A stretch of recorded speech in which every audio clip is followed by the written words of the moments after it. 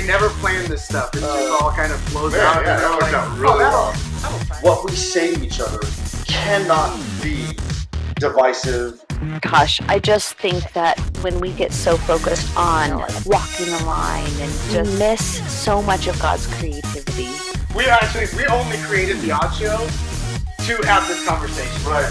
We're gonna say some bad things about stuff. If you're Not bad things like, if you're a huge Toby Mac turn it off now. Or for people who are struggling with why would a God of the universe care about me individually, you are his favorite. You know what I mean? Absolutely. And that, ladies and gentlemen, is The Odd Show.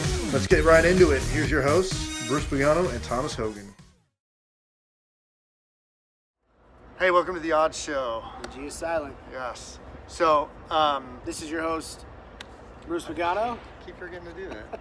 and I'm the other host, Thomas Hogan, Thomas Hogan. at Blenderson. At Blenderson, and I'm at BPags too. I just started doing that. Yeah, I just said I was you going to did. do it, I just started doing it. Because he started tweeting over the summer. That's the plan.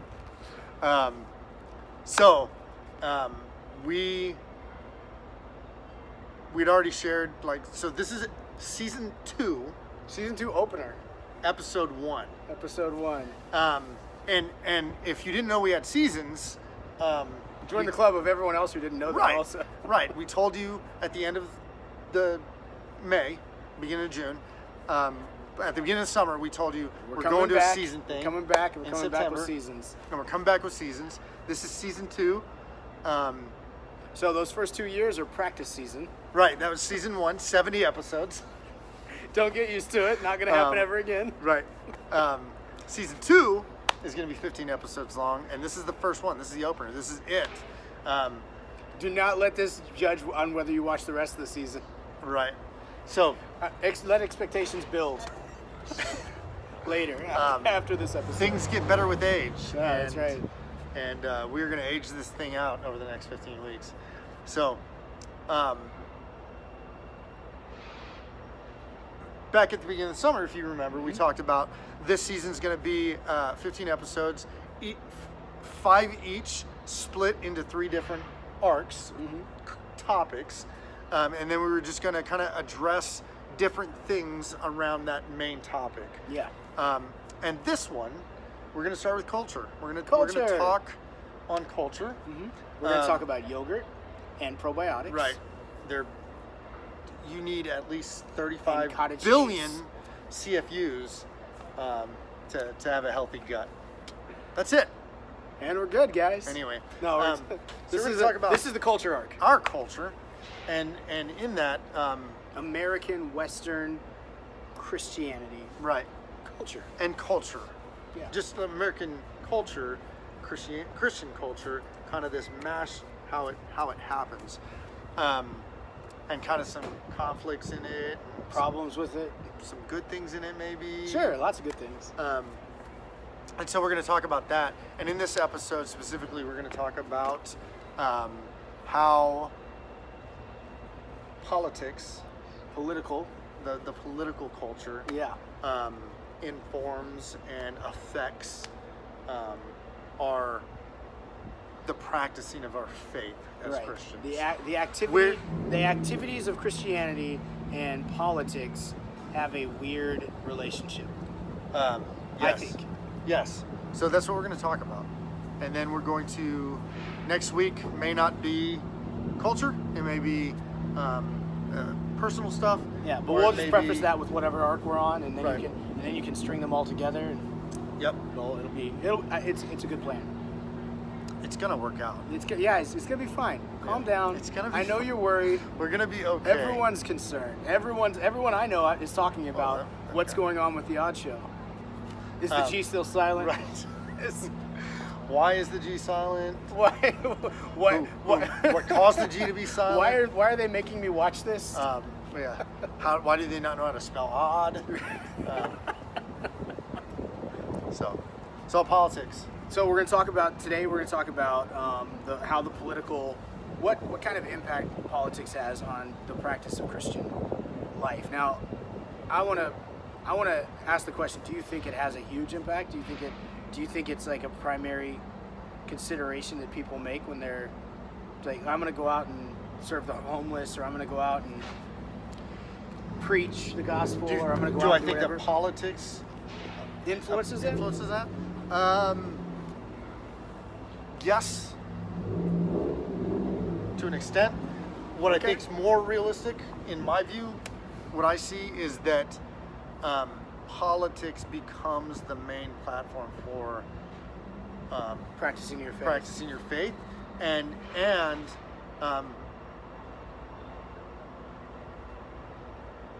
where there should be an intersection between faith and politics, or your faith informing your politics. What I've noticed in the last couple of years is people sever that, and they're like, this isn't about faith. This isn't about my religion. This is about what's good for our country. And so they'll make these political decisions, and they're like, and we'll talk about it, but like immigrants, they're like, no, this is about safety. I have a right to safety, and they sever Right. the way that practical the Bible faith. informs that. Right. Okay. So I man, definitely see that. Oh, that was loud. that was in either a agree horn or a disagree horn. So, yeah, I see that. I see it played out in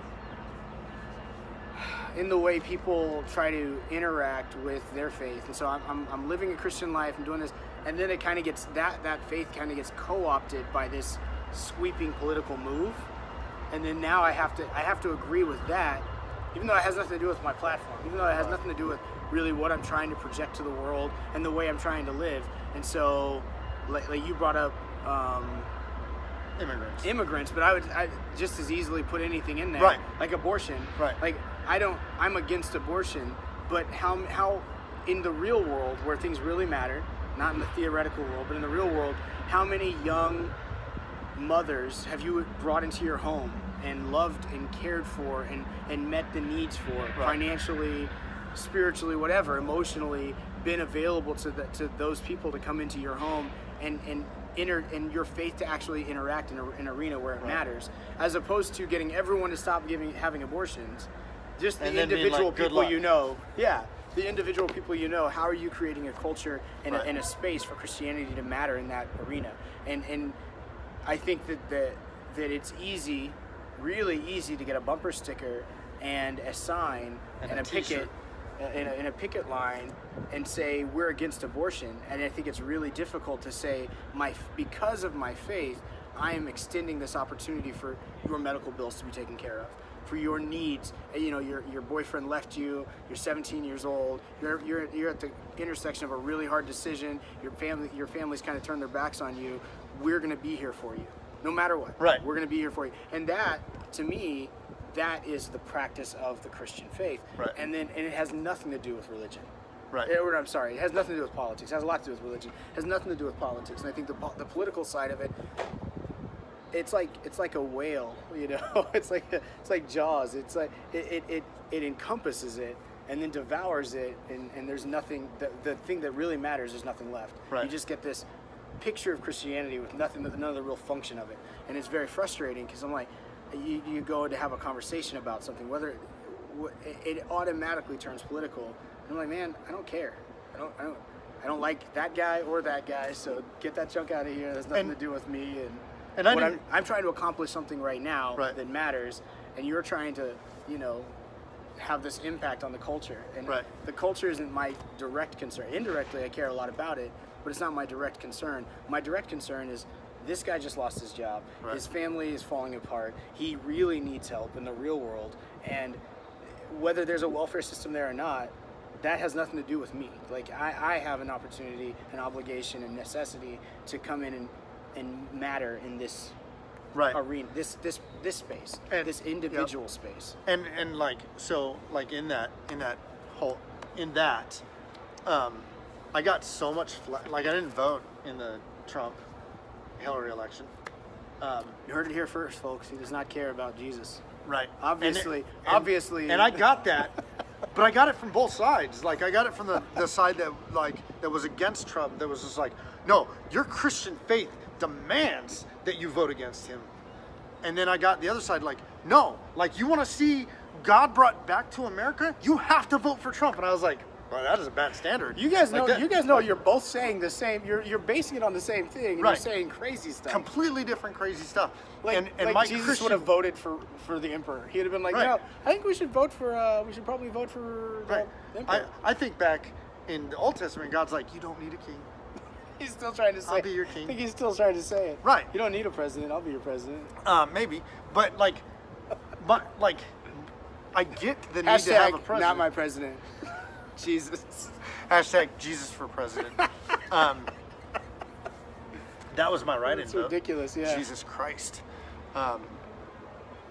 Anyway, I got it from both sides, and I'm just like, no, but what about my faith informing my political view that says I can't vote for either one of these fools?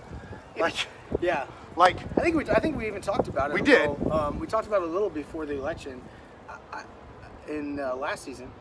As we know, last season encompasses a significant amount of time. right. But In one of the 70 episodes. of last season, we did talk about how I don't feel like I don't have to vote because I have to do Christian stuff. Right. And once you tie voting to Christian stuff, I'm like, I get it. It matters. Participating in democracy matters. I would argue that you think it matters more than participating in being Christian. Right. The things that the Bible says you have to do, And I'm- care for orphans and widows, and the thing that the Bible doesn't say you have to do, which is vote. For Trump. Yes. I think that there's a disconnect Right. somewhere. And my thing is I know I'm not the only person that didn't vote because of that. But you would think that in not voting, I'm the one that's misunderstanding what it means to want to follow Jesus well. You know what I'm saying? I really felt like the implication was you don't understand the Bible if you're not voting. No, it's because I understand.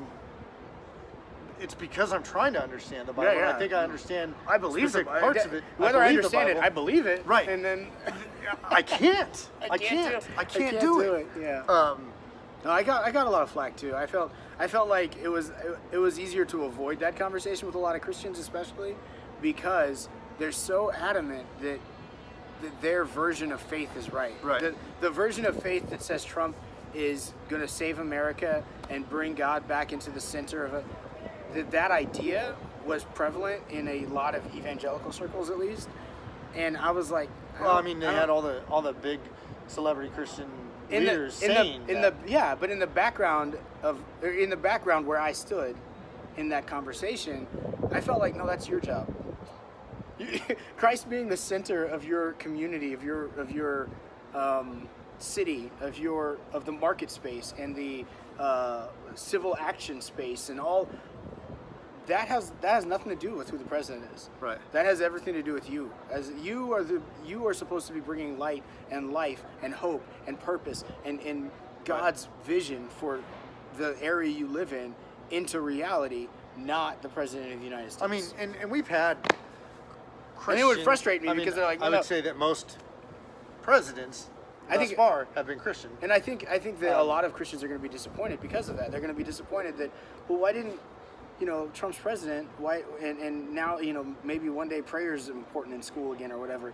Why didn't that happen? Why didn't Jesus become a bigger deal in my community? Because the president isn't the hands and feet of Right. Jesus. You are. And actually, let's be honest, you're some of the stuff that's happened has offloading caused that people to be responsibility. like, this is your evangelicalism? Yeah, I know. You're crazy. I don't want that. It's brought actually more criticism Right. against evangelicalism than it has for Christian values, Judeo-Christian Christian values world to leaders, be highlighted. Christian leaders throughout the world, they had this meeting in South Africa that was just like, hey, we're going to invite all these Christian evangelical leaders throughout the world to this meeting because we really need to know what's going on, America. You know what I'm saying? Yeah. What's going on, America? And they didn't solve anything, but Because and honestly, I feel the same way about that. Expecting the president to have a immediate impact on the way Christians are viewed in your community is as nonsensical as saying that Jesse Duplantis, who needs a $64 million jet, Right. or Rod Parsley, or Billy Graham, Creflo who I Dollar. love and respect. But for very specific reasons, that they're going to have an impact on. No, that's literally Christians. It is your job to have an impact on your community. Right. It is your job to love people well, proclaim the gospel, stand for what is right and biblical, and take those stances when necessary, and be inviting and hopeful and optimistic and trusting that God's going to come through. All of that stuff is up to you. Has nothing to do with the leader. Has Right. nothing to do with who's running the show. Right. Yep. And so, no, I agree. And so I have lots of book ideas, tons of book ideas. I have book ideas. I'm not going to probably ever publish any of those book ideas, except a couple, maybe. But one of them is built out of this idea that, there's Jesus is a feminist, and Jesus is a liberal, and Jesus is a conservative, and everyone's trying to get Jesus on their political team or their movement team, right? And so I have this book idea about the title is Jesus Left, Jesus Right, and it's the subtitle is something like If you want to ghostwrite this book, right, the running joke for this season is going to be interns. Right. So we're bringing an intern in and ghostwrite this. You Jesus think we're Left, joking? Jesus Right. But I mean, Jesus Left, Jesus Right. America's We're desire to accepting co-opt. intern applications for writers. Right. The subtitle is something like America's desire to co-opt Jesus for their political party or something like that. And it's just built out of this idea Jesus doesn't fit your political model. There are things in your political model that are Literally, he lived Jesus-centric. 2,000 years ago. Does Right. not even think about it. Right. Literally didn't fit into the culture he was born into. I don't He know was- why you think he would fit into the He was culture when you start paying taxes with fish you catch in the ocean, then you Right. can align with Jesus politically. I think Right. you're oh, I'm part of the political party that chooses fishing in the Sea of Galilee as an opportunity to pay taxes. I think that's if you can fit that into a political paradigm, then that's where Jesus kind of lands. egalitarian. Paying taxes with Can you call it egalitarian? yeah, paying taxes with food, money, Coins from- money found in fish. Right. Is the political Do you have to tithe off that? is the political is the political platform Jesus pretty much stands for. So I get really frustrated when they're no, we're liberals and we feed the homeless and we're about social medicine and we're those are all things Jesus would support. Maybe, but only because he's doing it for actual people individually. You know what I'm saying? He's I don't know what that organization over there is doing. I don't know what socialized healthcare looks like, but I am going to heal this person over here. I am going to make them. I don't know what it looks like to feed an entire city via a welfare system, but I am going to feed these 5,000 over here. Right. And then on the conservative side, they're no. He cares about he would be on board with this anti-abortion thing and shutting down same-sex marriage and he would be on board with that. He cares about babies, but more along the lines of a human life is sacred and don't keep the children from me. Bring them to me. Right. Not send them to me. Right. Let them come to me. Right. Okay, Yeah. Naturally. Let them come to me. So I just get really frustrated with that. Yeah. co-op. I think that there's a And political. it's the other way. You know what I'm saying? Yeah, If I desire to follow Jesus and I love Jesus and I have this relationship with Jesus, what does he do?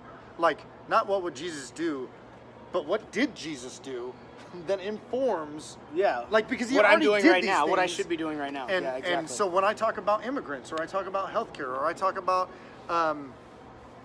racism or I talk about any of those topics that are very politically charged, what did Jesus do around those topics that Right. matters? And I think a lot of that has to do with reconciliation. I think that Yes. the only people that Jesus was against were people who abused the power that they had, and most of it was spiritual power, but some of it was political, but that abused the power they had to take advantage and relegate others to insignificance. Right. And elevate some to greater significance. And I think that's the only people Jesus ever really condemns. Right. Everybody else is kind of poor people, hurting people, broken people, messed Even up the people, Gentile who's rich like- people, because they were against rich people, Right. They were Right. Nicodemus was a rich man and had become successful in the backs of The rich young some- ruler. Yeah, and Jesus' condemnation is kind of very limited. Now we expand that to be like, well, Jesus would be against you, and he would be against you, and he would call you names, and no, Jesus was against people who utilized their power.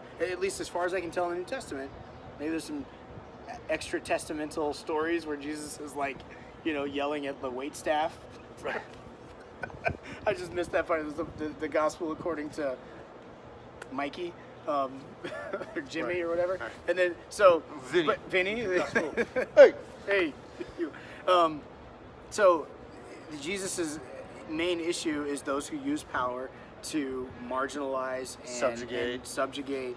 That's and he's calling them, a brood of vipers and a den of wolves and whitewashed tombs that are they're beautiful and adorned on the outside, but nothing but inside are dead man bones, like dead men.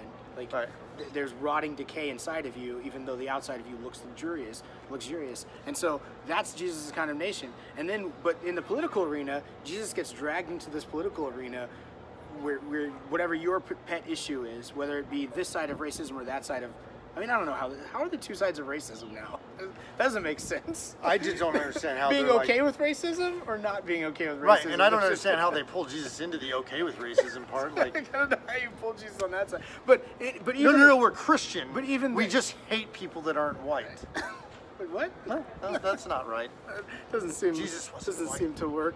Jesus, I hate all Jews except for Jesus. Right. I hate all the Jews except Right. for Jesus. He's the okay Jew. He's an okay Jew. That's gonna be the one thing that gets pulled out of this episode. Right. That Jesus is an okay Jew, and we hate all other Jews. Anyway, We should Jesus stop gets saying it- things that can be used as sound bites. Definitely. But you pull Jesus onto your side, and then you use Jesus to attack the other side. Right. And you never see Jesus doing this. He does draw lines in the sand. He does say you're on that side or this side. But it's very much a righteousness and fake righteousness of the Pharisees. Right. He says, beware the leaven of the Pharisees. And I feel like when you get into the political arena, basically both sides become Pharisees. Right. They're like, our rules make sense. Our rules, our Right. view of the world is correct. And because if you're not over here, you're against us and you're against God. And worse than that. Worse? It Worse gets than worse. that is when Christians are doing it and they're like, there's no such thing as a liberal Christian. You know what I'm saying? Right. Like you can't be liberal and be a Christian. I didn't say I was for abortion, but there are some social issues over here that I align with politically in the liberal camp that Jesus, informs me, and I can't separate those two things. Right. So I'm liberal, and the conservative side is like, you're not Christian then. And you, No, but and you you don't can see be. and you don't see you don't see Jesus doing this. Right. You see Jesus like, if you're going out and healing the sick, and you're going out and you're saving souls, and you're going out and preaching the gospel, I honestly believe you don't have time for that. And Right. not that you don't have time for politics, you don't have time to get caught up in that world. Right. But if you're not doing that, I think it's very easy to be like, well, this is my duty then. Right. And I'm not saying you shouldn't care. Like, you should care because legislation matters for certain things. Yeah, there's coming a time whenever, I already have an opinion about churches having nonprofit status, but Right. there's coming a time when the government is going to not allow what it's allowed in the past when it Right. comes to 501c3 religious organizations. Right. Right? Right. And I think, and I think that stuff matters. But what I think kind of you hit on earlier is if you're doing the things individually for people in your life that Christ is leading you to do, feeding people, bringing young unwed mothers into your home, and doing these things, Caring for orphans and widows, and widows, you end up not having time to worry about the platform. But Well, I'm not going to scream. And I don't know if that's worry about. Your investment should be. I think it better informs your where- investment is people. Right. And you get away from a platform. You don't have to Right. worry about a platform when you're investing in people. When you're not investing in people, you're so disengaged from really making a difference, Right. that your ability to connect to this bigger thing, which is politics, right? So I'm going to connect to this big. I said this to Curtis I think last week when I called him, I was telling him that politics and religion kind of promote this same idea, this lie, that I'm connected to something bigger. I don't have to be better. Right. Right. So I'm connected to this bigger thing. You know, I voted. So I had and if my guy won, especially if I voted and my guy won, I made had a an difference. impact. Right. I mattered. I mean, that's seen by, like, and I'm not against it, but that's seen by the I voted stickers. You know what I'm saying? Like, Right. Like there's such an emphasis on. I'll go to the other side. It's seen by the Me Too movement. It is the other. Now, I'm all for you being against certain things. You Right. should be. Right. But how it's easy to be for something and not do something about it. And I think that we live in a culture. Not that the Me Too movement's bad. We live in a but that culture that allows the that. ability to attach to it and hashtag Me Too. But I would say you're almost at a point where you're taking your feelings and connecting those to the broader feelings of this movement, whatever the movement is. Right. As opposed to actually going out and saying, hey, this is wrong. It's standing up in this position, you're possibly losing the job you have now, possibly losing the forward momentum you have in your career as an academic or as a council member or whatever it is, by standing up and saying, hey, this has been going on for 40 years or 80 years and this is wrong. And if I lose my job, I lose my job. You know, I love, we don't talk about the Bible enough. I think we haven't had a real good Bible discussion in a while. I love the prayer that Nehemiah has when he says, I'm going to go in and if I die, I die. But I'm going to go in and present my case to the king. And then I love Esther's heart when she says the same thing. She's like, hey, I'm going to go and present the case. Shadrach, Meshach, and Abednego. Yeah, and I'm going to do it. I'm going to stand up for this thing. And yeah, it sucks. And I even might, if God doesn't show up, yeah, and I'm save doing us, it. This is the I'm right still thing. going to do it because it's the right And thing. I feel like that's a little lost in a lot of modern Christianity, because you feel better about agreeing with the right people, but it literally forces you to do nothing in the real world where it matters. You know, I can be against abortion all day, every day, but if I never take in and care for and meet with, even if I don't fix the problem, meet with people that are in a situation where it is kind of life or death to them. A 15-year-old Right. has no opportunities in life, doesn't see a future for themselves, and I'm not invested in that. Who cares how I feel about abortion? I don't Right. care. Well, not who cares. I don't care how you feel about abortion If you're not doing if it. your investment is nowhere And- near anybody who's struggling with the And go issue a at step hand. further, because like you can invite a young unwed mother who's 15 years old into your home and pay for the birth and help her get on her feet and finish school and provide childcare and all that. How about adopting and spending the next forever? Yeah, there's abandoned kids right now. Right. Anyway, so yeah, there's a lot of. That's where my issue with politics seems to inform the ability for a lot of Christians to feel like they're Feel doing good, the Christian feel thing. like they're Yeah. doing the Christian thing, and then be angry at other Right, people right. that are not. And doing like, the Christian oh, thing. I was watching a podcast recently, and this person was a very intelligent person. I respect that. I'm not going to say the name, but they were making some good points. And then they brought up, well, we took prayer out of schools, and now we have all these horrible things happening in our society. And so they were trying to associate lack of prayer in schools with the way we find society today. And I'm like, you're almost like making two arguments that don't really make sense, because people who don't have faith in God, it's not going to make them pray, and Right. God's going to be like, oh no, I honor that prayer, because so you're like making these weird statements that aren't really connected, because you should be praying for our society. You should be standing. The Bible's very clear. You should be standing in the gap for where your society has failed Right. or it falters. If the king is a bad king, which in the Old Testament you have a lot of that. If the I would king's say in recent history, we have a lot of that. yeah, we have some bad leaders. Occasionally we get a bad leader here and there, Yeah, right? occasionally. I'm not saying I'm not names. just talking about the president. I'm talking That's about not- yeah, Congress. yeah, I'm there's talking some about leaders, mayors. bad I'm talking leaders, about right. church leaders. Yeah, I'm that's anyway. I know what you're talking about. Anyway, it's not about Trump. Not everything's about Trump. There's when you kind of pull that into it and you start making statements like, well, we took prayers out of school and now there's mass shootings in schools. I get the point you think you're trying to make, Right. but you're not making that point. What should be done is you and a few friends should probably be walking the school grounds throughout the summer praying for that school. That matters. I think that spiritually, that there's some application there. There's some actual good, and investing in the lives of those teachers. And one of the churches we know of, that they do this thing every year where they raise funds and they give checks to teachers because they know that teachers are going to end up spending money out of their own pocket for their school supplies. That matters. And then how you feel about how taxes get spent, it doesn't. It does because it has an impact, but it doesn't have the impact of how much more would your faith be activated if you did that kind of stuff. And how much more would your political frame of mind be? Yeah, and you'd have something to back it up. You could say, framed. I've been feeding the homeless for the last 5 years of my life, and this is the need that needs to be met. Right. Politically, there's an opportunity here for you to make a difference, and this is an arena, right? That I'm fully aware of. But instead, you have no concept of the struggles of those people. Right. You have no concept of the needs of a young woman who just found out she's pregnant and her whole life is just instantly over to her.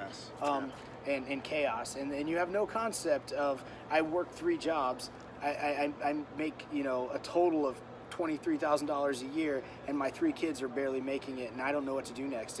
And so your opinion about how welfare works doesn't matter. Right. Your opinion as to whether or not they should have cell phones doesn't matter. Doesn't matter. Yeah. So that's the frustrating thing for me. So I feel like there's a lot of like half talk and double speak, and there's I want to have an impact, and I can associate with that, but it's not real. Right. So Do the real thing. So what do you do? What is the real thing? You said go walk, prayer walk your school. Prayer walk your schools. Invest in the lives of people. Yeah, invest in the lives of people. Don't find a political commitment. Find a literal need. Right. And start meeting those literal needs of whether it's the homeless in your community, the working poor, which is this huge segment of society that gets easily forgotten because they're not upwardly mobile, and they're still having an effect on the outcome of your city. And let's be honest, like GCC is a great place to do that. Get with a group of people that are like-minded and that believe in Jesus and that desire to follow Jesus well and are trying to learn what that means to love each other and come up with the vision. Come up with the mission and the mission and strategy and vision of your community should come out of community. Right. A body of believers who say, I don't care about the political impact. There's a human impact that we need to have. 4 families pulling their money and resources and time can make far greater impact than 1 person going and voting. Because I know that's going to get torn. That's going to get skewed to mean you don't have to vote. That's not what I'm saying at all. And I'm not saying you don't have to vote. I didn't vote. It's good for you to vote. But I'm not against you I care about voting in primary. Like we have stuff coming up about watershed and like our water plant here in Nampa. Like I care about those things. Those things matter for our city, for our people. But my taxes, they matter for my taxes that I'm going to pay. So I'm going to vote that stuff. But at the end of the day, like the practical outworking of this thing is who am I helping to lift up? Like who am I helping to give, or who am I giving to? Like what does adoption look like if that's an option? Like maybe I go find a pregnancy center here in Nampa, which we have 2 in the Treasure Valley area that I'm aware of, and I go give my time to them, and like they do pre-abortion counseling and they do after-abortion counseling, and they connect you to like the ability to connect to those young unwed mothers, homeless shelters, and like so. And that's what I'm saying. I'm not against you being politically active. I'm against you being political active if that is your only activity. And we're like as a Christian, like obviously. I can't. If you're not a Christian, do what you want to do, I guess. Right. But I don't have any influence in that sphere. Right. So if you're like, but I also feel like maybe I have an opportunity to say, if you're not religious, let's put it that way. If you're not religious, but you want to make it, you want to make a difference, don't focus on the biggest problem possible that won't be solved in the next 20 to 40 years. Focus on the immediate problem of being a part of change in everyday life of people. Right. Where you will actually make a difference, and it will motivate you. And maybe one day you take over an organization that actually does that huge impact thing. And then you can lobby in DC. And sure, why not? Change it politically, whatever. But I think that when you go about it backwards, you really miss out on making the difference you think you want to make. Right. So that's it. Politics, man. Yeah. Not bad. That was a fairly short episode. Maybe season 2 will Have shorter episodes. have shorter episodes. I doubt it. You put we need to get let's get a sponsor. They don't have to pay us. Hey. We can be interns. Hey, if you want us to intern with your organization, But this is going out specifically to the RNC. right. If you want CPAC, if you want to, the GOP. the Come on. CPAC, if you want some solid opportunity to be promoted, talk to the Odd Show. Yeah. The G is silent. We'll put a little logo down at the bottom. Yeah. You get 4 new supporters, maybe. Or You we'll think lose so? 4 NRA. people. If you're looking, if you're looking, Oh. Planned Parenthood. oh jeez. Yeah. Because you don't have to agree with these people, you just have to No, promote I just them, need right? to take their money. Well, no, promote them. I think you have to promote them. No, I want their money. Okay. Do you know how much money the NRA and Planned Parenthood have? Well, a little less now. I think they just Yeah. voted for them not to have as much. All right. Anyway, that's the show. Yeah. Um, Politics. I mean, it was a good. I think the Politics. end of it was really good with the political slant on it. Stay on. Stay on. Thanks for checking out The Odd Show. You can follow Bruce on Twitter at bpags2 and Thomas at BlenderZen. Remember to rate and review us on iTunes and share us with your friends. Until next time, stay odd.